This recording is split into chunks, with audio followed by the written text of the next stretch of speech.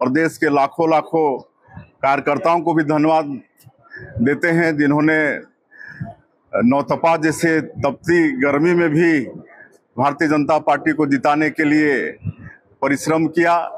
और जैसा कि प्रेडिक्शन था, ऐसे एग्जिट पोल के समय भी कुछ जगह जैसे उत्तर प्रदेश हुआ या हम पश्चिम बंगाल की बात करें, लेकिन क्या है, जैसे उड़ीसा की बात थी, छत्तीसगढ़ की बात थी, मध्य प्रदेश, जो हम लोगों का नारा था उसके हम लोग करीब में हैं।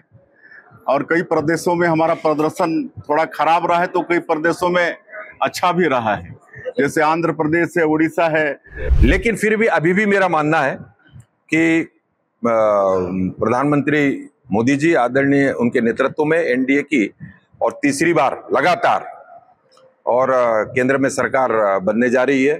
देखिए, एक तो ये इंडी गठबंधन वाले लगातार झूठ का सहारा लिए, चुनाव बंद हो जाएगा, आरक्षण समाप्त हो जाएगा, संविधान खतरे में पड़ जाएगा, आदि आदि जो झूठ का सहारा लिए। देखिए, लोकसभा चुनाव 2024 का आज परिणाम आ रहा है और मुझे बताते हुए बड़ा गौरव हो रहा है कि छत्तीसगढ़ में 11 में से 10 सीट में विजय होना तो सुनिश्चित हो गया है और एक सीट में भी अभी काउंटिंग चल रही है और हमको पूरा विश्वास है कि काउंटिंग फिनिश होते होते वो सीट भी भारतीय जनता पार्टी अवश्य जीतेगी। और इस अवसर पर मैं छत्तीसगढ़ के समस्त देवतुल्य मतदाता भाई बहनों का आभार व्यक्त करना चाहूँगा, उनका धन्यवाद देना चाहूँगा कि उनका आशीर्वाद भारतीय जनता पार्टी को मिला। हमारे देश के यशस्वी प्रधानमंत्री श्री नरेंद्र मोदी जी को मिला। उनकी गारंटी पर छत्तीसगढ़ की जनता ने, यहाँ के मतदाता ने मोहर लगाया है, तो बहुत बहुत उनको धन्यवाद बधाई देते हैं। और साथ ही साथ हमारे प्रदेश के लाखों लाखों कार्यकर्ताओं को भी धन्यवाद देते हैं जिन्होंने नौतपा जैसे तपती गर्मी में भी भारतीय जनता पार्टी को जिताने के लिए परिश्रम किया। और साथ ही साथ हमारे देश के यशस्वी प्रधानमंत्री श्री नरेंद्र मोदी जी, उनको भी धन्यवाद देते हैं। माननीय गृह मंत्री श्री अमित शाह जी को भी धन्यवाद देते हैं। हमारे राष्ट्रीय अध्यक्ष श्री जेपी नड्डा जी सहित हमारे सभी केंद्रीय मंत्रियों, केंद्रीय नेताओं को, हमारे प्रदेश के यशस्वी अध्यक्ष श्री किरण देव जी को भी बधाई देना चाहेंगे कि उनके नेतृत्व में हमारा प्रदेश नेतृत्व भी बहुत परिश्रम किया।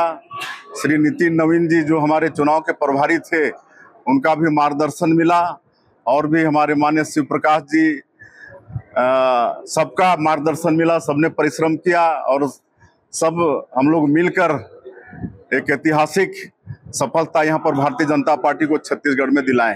देश भर में बीजेपी बहुमत के आंकड़े थोड़े पीछे रह गई है, एनडीए जरूर बहुमत ला रहा है, इसको कैसे देखना है? देखिए, अभी तो काउंटिंग कंटिन्यू है, अंत होने दीजिए, अभी कई राउंड की गिनती बाकी है और जो हम लोगों का नारा था उसके हम लोग करीब में हैं। और कई प्रदेशों में हमारा प्रदर्शन थोड़ा खराब रहा है तो कई प्रदेशों में अच्छा भी रहा है, जैसे आंध्र प्रदेश है, उड़ीसा है, ऐसे प्रदेशों में तेलंगाना है, ऐसे प्रदेशों में भारतीय जनता पार्टी एनडीए का प्रदर्शन बहुत अच्छा है। मुख्यमंत्री जी, आपने उड़ीसा का भी दौरा किया था, वहाँ का रिजल्ट अच्छा आया है, क्या कुछ वहाँ इंटरेस्ट पड़ा है? देखिए, उड़ीसा में भी हमारा लगातार जाना हुआ, हमारे प्रदेश के अध्यक्ष भी गए, हमारे प्रदेश के और बहुत सारे नेता भी गए और वहाँ भी मोदी की गारंटी का जादू है। वहाँ भी हमारे यशस्वी प्रधानमंत्री जी गए, हमारे गृह मंत्री जी, राष्ट्रीय अध्यक्ष जी भी गए और जो मोदी की गारंटी, वहाँ का जो चुनावी संकल्प पत्र है, उस पर उड़ीसा की जनता ने विश्वास किया है। और वहाँ प्रदेश में भी 24 साल जो लगातार वहाँ पर बीजेडी की सरकार चल रही थी, उससे वहाँ की जनता उकता गई थी और इस बार भारतीय जनता पार्टी को स्पष्ट जनादेश वहां की जनता दे रही है और लोकसभा में भी अच्छा प्रदर्शन है। देखिए, एक तो ये इंडी गठबंधन वाले लगातार झूठ का सहारा लिए, चुनाव बंद हो जाएगा, आरक्षण समाप्त हो जाएगा, संविधान खतरे में पड़ जाएगा, आदि आदि जो झूठ का सहारा लिए, हमको लगता है कि थोड़ा बहुत इनके झूठ का असर चल गया। लेकिन अभी काउंटिंग लगातार जारी है। हम लोग को पूरा विश्वास है कि वैसे सरकार तो स्पष्ट बहुमत में एनडीए की बनी रही है। नरेंद्र मोदी प्रधानमंत्री बनते नजर आ रहे हैं। बिल्कुल, लगातार तीसरी बार श्री नरेंद्र मोदी जी हमारे देश के प्रधानमंत्री बन रहे हैं, इसमें कोई संदेह नहीं। गांव की जनता से आपने जो अपील की थी उसका असर दिख रहा है? बिल्कुल, छत्तीसगढ़ की जनता ने, यहाँ के मतदाताओं ने मोदी की गारंटी पर मुहर लगाया है और हम लोग को आशीर्वाद दिया है। सर, अंतिम आंकड़े क्या होंगे? सर, ये 400 का अंतिम आंकड़े क्या होंगे? 300 प्लस 300 के आसपास। अब अंतिम आंकड़े तो अब काउंटिंग पूरी होने दीजिए, वो तो ना आप बता सकते हैं ना हम बता सकते हैं। चलिए, धन्यवाद जी। लगभग छत्तीसगढ़ की बात करें तो जैसा कि हमने शुरू से ही कहा है आप सभी को, छत्तीसगढ़ में एक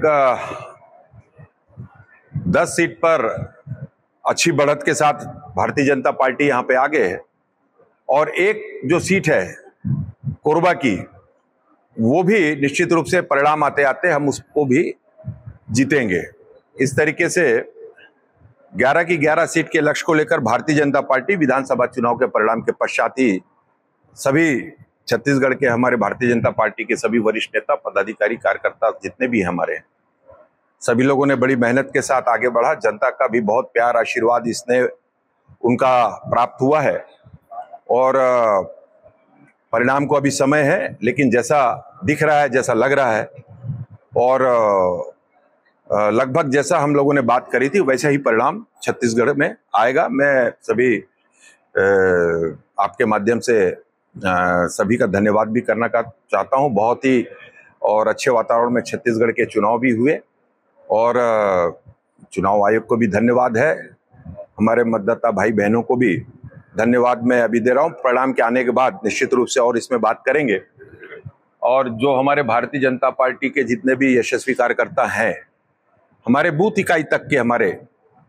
और जिन लोगों ने आज लगातार महीनों से अपना पसीना बहाया, अपनी मेहनत दी है और सभी वरिष्ठ नेताओं का, आदरणीय मुख्यमंत्री जी सहित सभी मंत्रिमंडल के आदरणीय सदस्यों ने भी रात दिन परिश्रम किया। प्रदेश के पदाधिकारी सहित जिला, मंडल, हमारे मोर्चा, प्रकोष्ठ, सभी कार्यकर्ताओं ने बहुत मेहनत की पराकाष्ठा की है।